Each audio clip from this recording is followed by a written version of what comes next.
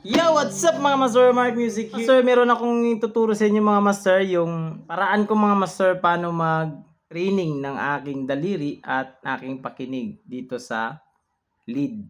Ito yung kadalasan mga master pag nagkukuha ng chord scale. For example, scale ng G.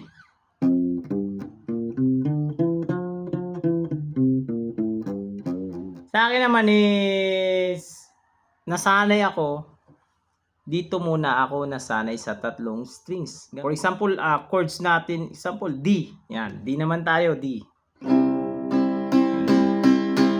Yung aking D, hanapin ko yan dito sa scale. Dito sa aking point finger. So, ito yung chord na D. Then yung aking point finger is nasa third string, 2 frets, or sa note is naka-note A. A note siya, di ba? A. So, yun, patatakbuhin ko yung skill nito ng A. Yun, meron na tayong lesson doon about doon sa ano yung pagkakasunod-sunod ng mga strings na to. So, patatakbuhin na natin yung nota nito. Ilalagay natin sa D. So, A sharp or B flat, B, C, C sharp or D flat, then ito na yung D. Yan.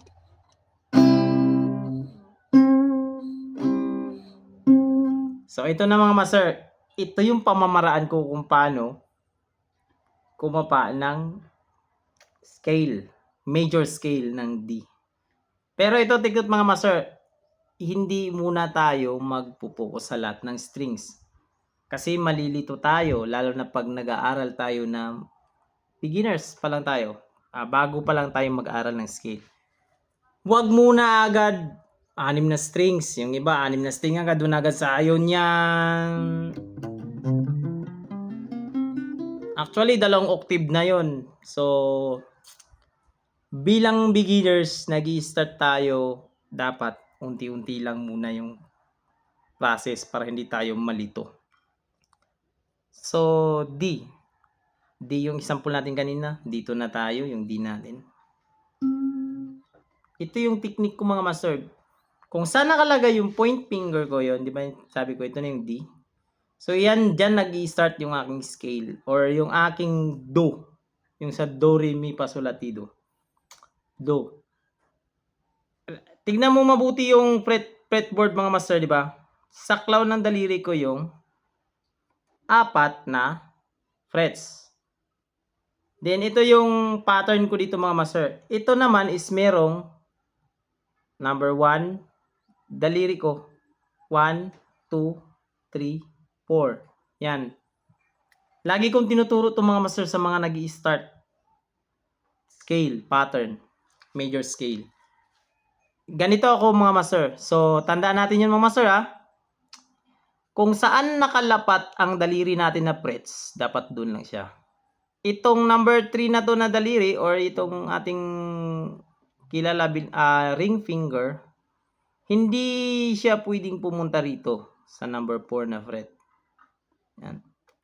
Pero of course, pwede naman yan from pagbihasa na tayo dito. Pero siyempre nag-aaral pa tayo. Take note, lagi natin yan. Lagi yung ano to master para yung hindi na kayo mga lituhan dyan sa magkakagulo sa comment section ito. Para to sa mga beginners na nag-aaral, nag-start ng scale. So, i-practice muna natin kasi nag-i-start pa lang tayo. Yan. Malalaman nyo rin mamaya mga master kung bakit ganito yung tinuturo ko. So, meron akong pattern na number. Take note. 1, 2, 3, 4 bilang ng daliri. So, ito si number 4, number 3, number 2, number 1. Kung ano yung nakalapat na fret, doon lang siya. So, ito yung pattern ko master. Third string natin or tinatawag sa G string is 1, 3. Tanda natin master 1, 3. Then, ito yung B string or yung ating number 2 string, second string is 1, 2, 4. Yun. Then yung ating E string or high E string or ating first string is 1, 3, 4. So, meron tayong number na 1, 3, 1, 2, 4, 1, 3, 4. So, ilalagay na natin dito mga master. Take note, dito lang talaga tayo sa tatlong mga master ha. Tatlong string lang. Hindi na tayo pupunta muna dito. Ibubukod natin yan na lesson. Then, ipapagdugtong natin tong scale na to para mas maunawaan yung mga master. So, ito yung pattern ko mga master. So, 1, 3. So, 3. Or yung ating ring finger. So, sunod is 1, 2, 4. 1 or point finger, 2, middle finger, and then 4 natin is pinky.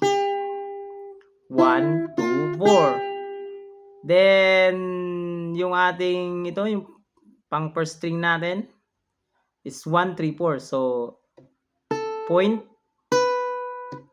ring finger at pinky finger. So, ito yun. 1, 3, 1, 2, 4, 1, 3, 4. Or, do, re, mi, fa, sol, la, ti, do. Gets?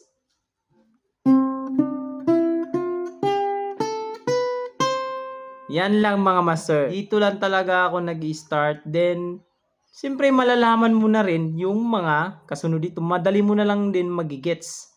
Basta alam mo yung do mo, do or yung root. For example, ito na. Bibigyan ko ng example mga master. So, alam na natin ito yung ating pattern na 1, 4, 1, 2, 4, 1, 3, 4. Or, so, te, la, so, fa, me, re, do. So, for example, ito mga master, ito, example lang ito eh.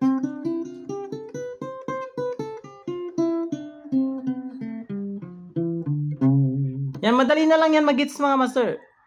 Pero ito, bilang beginners, focus lang muna tayo dito sa tatlong string.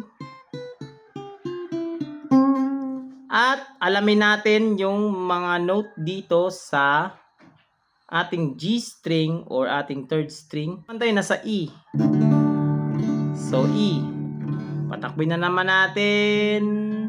O diba, dito yung D kanina, D. O so, D sharp or E flat. O ito na yung E. O doon naman tayo. O, mi, fa, sol, la, ti, do. 1, 3, 1, 2, 4, 1, 3, 4. O, another example, yung C. C. O, tanda na naman natin, di ba? Open G. Basta ito lang yung practice mo master, yung note nitong open G na to. G, G sharp, A sharp, B, C. O, doon na naman natin yung pattern natin. 1, 3, 1, 2, 4, 1, 3, 4. Do, re, mi, fa, sol, la, ti, do. Yan. Basic lang mga master. Same din sa B. So, open G, G sharp, A sharp, then B. So, gawin natin ulit yon. 1, 3, 1, 2, 4, 1, 3, 4. Do, re, mi, fa, sol, la, ti, do. Yun. O, ngayon naman, ito mga master, bakit ito yung tinuturo ko mga master na kailangan kung saan lang nakalagay yung daliri or anong nakadesignate na daliri doon sa fret is yun lang ang gagawin. Kasi maraming ngayon beginners, mga master, sa atin mga beginners,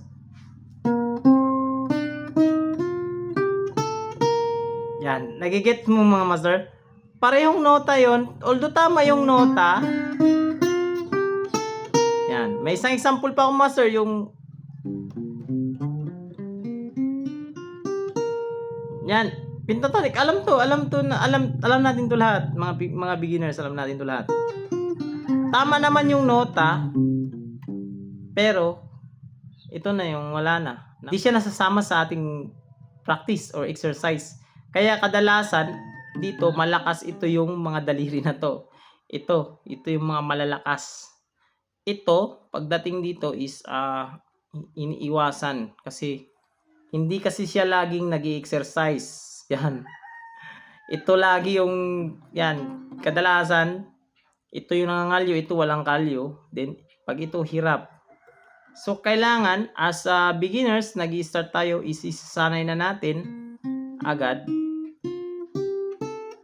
yung ating pinky finger. Wala namang madalian, wala namang shortcut dito. Ang importante, gawin mo lang siya ng consistent, 30 minutes a day, okay yun. Sana magbigay ito ng tulay mga master sa inyo na nag-i-start kayo dito sa pag-aaral ng scale mga master. At abangan yung part 2 nito mga master para sa ikukunik na natin sila kung paano natin gagawin yun mga master na ipagkukunik yung pattern na to.